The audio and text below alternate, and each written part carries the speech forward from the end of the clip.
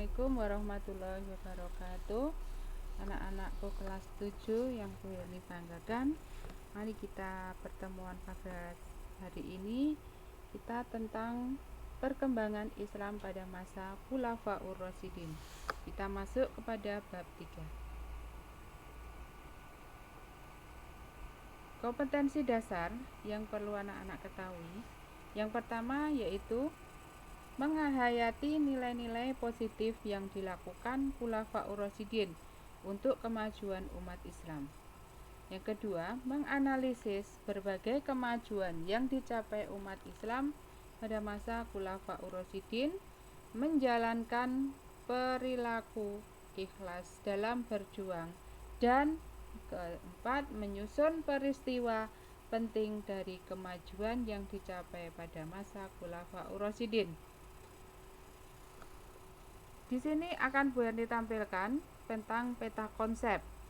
Khulafaur Rasyidin itu terdiri dari 4 khalifah, ya, terdiri dari Khalifah Umar bin Khattab, Khalifah Abu Bakar As-Siddiq, Khalifah Ali bin Abi Thalib, dan Utsman bin Affan.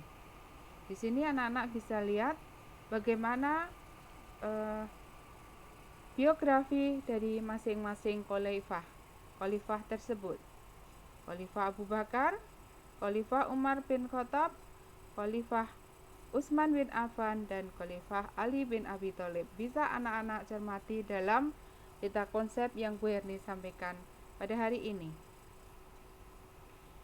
Khalifah Abu Bakar As-Siddiq yang pertama memerintah tahun 11 hingga 13 Hijriah. Khalifah Umar bin Khattab 13 hingga 23 Hijriah. Kemudian Khalifah Utsman bin Affan 23 hingga 35 Hijriah. Khalifah Ali bin Abi Thalib pada tahun 35 hingga 43 Hijriah. Selanjutnya, Khulafaur Rasyidin terdiri dari 4 khalifah, yaitu Abu Bakar As-Siddiq, Umar bin Khattab, Utsman bin Affan, dan Ali bin Abi Thalib.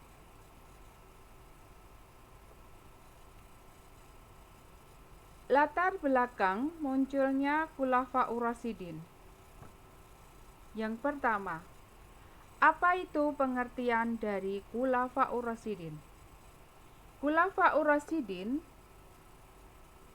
secara bahasa berasal dari bahasa Arab, yaitu khulafa.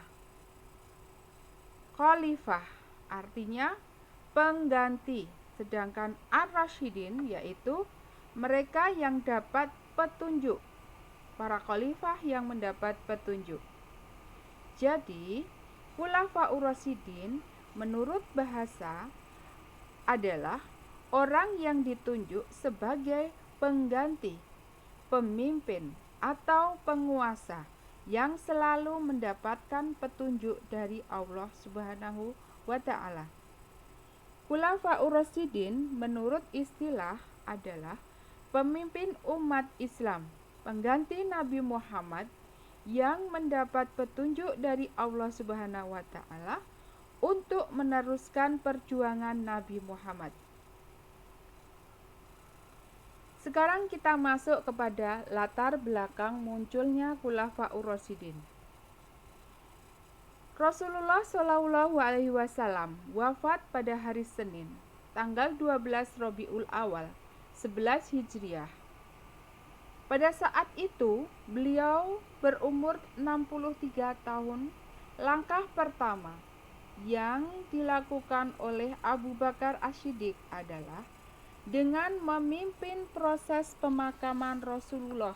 Pada saat itu terjadi pada malam Rabu di tempat di mana beliau wafat. Perselisihan yang terjadi pada saat itu adalah adanya perselisihan dari kaum Ansor dan kaum Muhajirin. Pada saat itu muncul saat Rasulullah wafat. Pada saat situasi itu kaum muslimin sempat terjadi kekacauan, di mana hal itu disebabkan karena Rasulullah tidak menunjuk pengganti pemimpin umat Islam secara pasti. Perselisihan tersebut dapat diselesaikan secara damai oleh Umar bin Khattab setelah ia mengemukakan berbagai argumen. Selanjutnya, ia membaiat Abu Bakar As-Siddiq dan diikuti oleh Sa'ad bin Ubadah. Kita masuk kepada biografi Khulafaur Rasyidin. Khulafaur Rasyidin merupakan tokoh yang istimewa. Mereka adalah sahabat Rasulullah. Mereka adalah sahabat-sahabat Nabi yang ikut berjuang di dalam berdakwah dengan Nabi Muhammad selama di kota Mekah dan kota Madinah. Yang pertama yaitu Abu Bakar As-Siddiq. Abu Bakar As-Siddiq terkenal dengan kebaikannya, keberaniannya, kokoh pendirian, ramah tamah, selalu memiliki ide-ide yang cemerlang untuk keluar dari permasalahan yang ada. Beliau memiliki azimah, faqih, penyabar, rendah hati, zuhud, dan tawakal. Keutamaan Abu Bakar As-Siddiq adalah ketika dia diajak oleh Nabi untuk mengimani Allah dan Nabi Muhammad, langsung membenarkan dan mengimaninya pada peristiwa Isra dan Mi'raj tanpa ragu-ragu. Abu Bakar As-Siddiq menjadi khalifah kurang lebih selama 2 tahun dengan masa pemerintahannya 11 hingga 13 Hijriah dengan tahun Masehinya 632 hingga 634 Masehi. Meskipun masa kepemimpinan Abu Bakar As-Siddiq relatif singkat, namun sangat terlihat keberhasilan setiap kebijakannya. Beliau wafat pada usia 63 tahun yang terjadi pada hari Senin 23 Agustus 634 Masehi. Yang kedua yaitu Khalifah Umar bin Khattab. Julukan Umar bin Khattab adalah sebagai Al-Faruq. Ia mempunyai perawakan yang tinggi, besar, dan mampu bekerja dengan 2 tangannya secara seimbang. Seorang yang sangat ditakuti, baik oleh lawan maupun kawan. Umar bin Khattab adalah orang yang sangat tawaduk kepada Allah. Ia memiliki pola hidup yang sangat sederhana, terkenal sangat tegas dalam urusan agama, jarang senyum, dan memiliki wibawa yang cukup besar.